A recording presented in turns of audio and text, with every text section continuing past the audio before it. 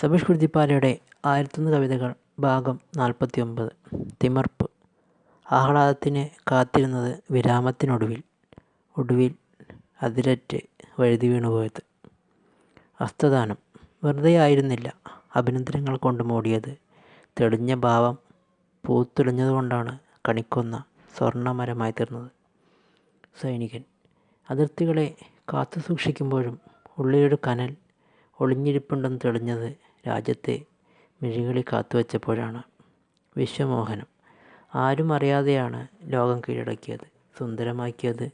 ലോക കാഴ്ചകളെ കണ്ണാടിക്കൂട്ടിൽ പ്രതിഷ്ഠിച്ചപ്പോഴാണ്. പകൽ വീട്. നിശബ്ദതയായിരുന്നു ഇതുവരെയുള്ള സമ്പാദ്യമെന്ന് നേട്ടങ്ങൾക്കിടയിലും ചിലപ്പോഴുള്ള തോൽവികളാണ് സത്യങ്ങളെന്ന് തിരിച്ചറിഞ്ഞത്. രാത്രി വീട്. മുറികളെ താലോലിച്ച് മോഹങ്ങളെ അകത്തേക്ക് കൊണ്ടുവന്നത് ആത്മാവിനെ ദേഹത്തേക്ക് കുടിയിരുത്തി ദാമ്പത്യങ്ങൾ സ്വർഗതുല്യമാക്കിയപ്പോഴാണ്. നിമജ്ജനം. വാരി വിതറിയല്ല മോഹങ്ങളെ വിത്തെറിഞ്ഞത്, ബീജാങ്കരണം കഴിഞ്ഞാണ് ചിതാഭസ്മം പുഴയിലൊഴുക്കിയത്. ഹൃദയാദ്രം. തിളങ്ങി വിളങ്ങി മൗനങ്ങളെ വിരഹാങ്കനകളെ ഉന്മാദനത്തിൽ ജ്വലിപ്പിച്ച് നിർത്തുന്നത്. പ്രണയാലിംഗനം. ഈർന്നണിഞ്ഞ മിഴികളിൽ ഉടലെടുത്തപ്പോഴാണ് പ്രണയം മനസ്സിൽ നിന്ന് ഹൃദയാന്തരാളത്തിലേക്ക് വ്യാപിച്ചത്. കുലീന. എത്ര മഹത്വമേറ്റിയതാണ് ഗജരാജൻ നെറ്റിപ്പട്ടമണിഞ്ഞ് ദേവിയെ വരവേൽപ്പിന് കാത്തിരുന്നത്. പൗരത്വം. പടിയിറങ്ങും മുമ്പേ ജീവിച്ചിരുന്നു എന്നതിന് തെളിവ് വേണമായിരുന്നു. രക്തമിറ്റിച്ചതിന് തെളിവായിരുന്നു അന്തേവാസികൾക്ക് നൽകാനുണ്ടായിരുന്നത്. വ്യക്തിത്വം. രൂപത്തിലേക്ക് ആവാഹിക്കുന്നതിന് മുമ്പ് അറിയാമായിരുന്നു. അപ്പോഴാണ് സമൂഹത്തിലൊരു ആറ്റം ബോംബായി വർഷിച്ചത്. Mouthwash. വായിലേക്ക് എടുക്കുമ്പോൾ അറിഞ്ഞില്ല വലിച്ചെറിയാൻ പാകത്തിലുള്ള ദുർഗന്ധമായിരുന്നുവെന്ന്. Mouth piece. വലിച്ചെറിഞ്ഞത് ഒരു പിടി അക്ഷരങ്ങളായി പുറത്തേക്ക് കുപ്പിച്ചീല് പോലെ ഊറിയിറങ്ങിയപ്പോൾ ഉജ്ജ്വലമായത് കീടനാശിനികളാണ്. സൂചി. മെലിഞ്ഞുണങ്ങിയതുകൊണ്ടല്ല നൂൽപ്പഴുതുകൾ വലുതാക്കാതിരുന്നത്, തുന്നിച്ചേർക്കാൻ വസ്ത്രങ്ങളേറെയുള്ളതായിരുന്നു. അപ്പോഴാണ് തുന്നൽക്കാരൻ വിയർത്തൊലിച്ചു പോയത്. നൂൽ. ഇടുങ്ങിയ ദ്വാരത്തിലൂടെയാണ് കടന്നു വന്നത്. നേരത്തെ ഹൃദയഭിത്തി തകരാതിരുന്നതും അതുകൊണ്ടാണ്. ചോദ്യം.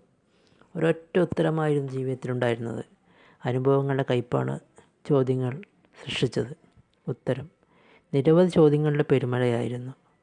പല വഴികൾ തിരിഞ്ഞതും ഉത്തരങ്ങളിലേക്കുള്ള ക്രിയകളിലേക്ക് കാണിച്ചു തന്നു. അച്ചുതണ്ട്. എൻ്റെ നട്ടെല്ലിലൂടെ കറങ്ങിത്തിരിഞ്ഞാണ് നിൻ്റെ യാത്ര. അവിടെയാണ് കയ്പേറിയ സ്മൃതികൾ മധുരതരമാക്കിയത്. നട്ടെല്ല്. ബലമുള്ളതുകൊണ്ടാണ് ഇരുവശങ്ങളെയും തുല്യമാക്കി ഊർജ്ജസരണിയായി ശക്തിദുർഗയായി പ്രതിഷ്ഠ ഉറപ്പിച്ചത്. ഗോലി. ഉരുണ്ടുരുണ്ട് തടിച്ചുയർന്ന് പൊട്ടിത്തകരുമ്പോഴും ഹൃദയം തകരാതെ സംരക്ഷിതമായി കാത്തിരുന്നത്. ചില്ല്. ഉടഞ്ഞു വീഴുമ്പോൾ അറിഞ്ഞിരുന്നില്ല. ഹൃത്തടം വെന്തുരുകി ഒലിച്ചു പോയപ്പോഴാണ് അസ്തിത്വം തിരിച്ചറിഞ്ഞത്. സൂര്യഗ്രഹണം. നീണ്ടൊരു ഇടവേളയ്ക്ക് ശേഷമാണ് അവധിയെടുത്തത്. ഉദിച്ചസ്തമിച്ച് ഉയിർവിലയം പ്രാപിച്ചത് താളമൊന്ന് തെറ്റിച്ച് പുതിയൊരു രാഗം പാടാൻ വേണ്ടിയാണ്. ചന്ദ്രഗ്രഹണം. കൂർത്തൊരു ഇരുളിൻ്റെ നെഞ്ചു കീറി ഒളിച്ചപ്പോഴാണ് നിലാവുദിച്ചത്. നേർത്തു നിഴലായി പ്രണയിനി ഉള്ളിൽ ചേക്കേറിയത് അന്നാണ്. താരതമ്യം. ഒരേ മുഖമായിരുന്നു നിനക്കും എനിക്കും. പിന്നെ എപ്പോഴാണ് ചന്ദ്രനെന്നും സൂര്യനെന്നും പേര് ചൊല്ലി 2 കുടുംബാംഗങ്ങളായത്? അപ്രാപ്യം. ഒരൊറ്റ ജന്മമേ ഉള്ളുവെന്നറിഞ്ഞിട്ടും വാഗ്ദാനങ്ങൾ ഒഴുക്കി ജീവിതത്തിൻ്റെ രസച്ചരട് പൊട്ടിച്ച് എന്തിനാണ് പുറത്തേക്ക് പോയത്? സാമീപ്യം. തമ്മിലൊന്നകലാൻ കൊതിച്ചപ്പോഴാണ് മഴയും വെയിലും ഒരുമിച്ച് പരിഹസിച്ചത് നമുക്ക് മുന്നിലൂടെ കടന്നുപോയത്.